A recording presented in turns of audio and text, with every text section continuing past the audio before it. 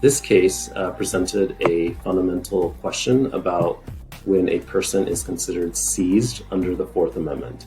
The Fourth Amendment prohibits unreasonable searches and seizures, and in this case, our client, Roxanne Torres, filed a Section 1983 suit, which is just a civil rights suit, against two police officers during a police encounter back in 2014.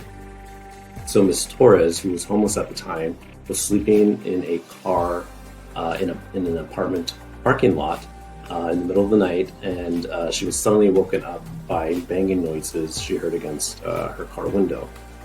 Thinking she was hijacked, she quickly put her car into gear, but as she sped away, the police officers opened fire on her, shooting 13 bullets at her and striking her twice in the back. Despite the fact that she was partially paralyzed due to being shot, she was able to speed away and eventually get to a hospital. She was arrested later the next day.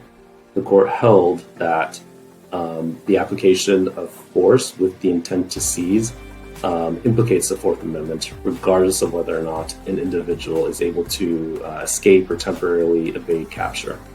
In a broader context, what the Supreme Court held is essentially that police officers are not able to use force and later claim that the Fourth Amendment isn't implicated just because someone is able to flee or escape capture for some amount of time.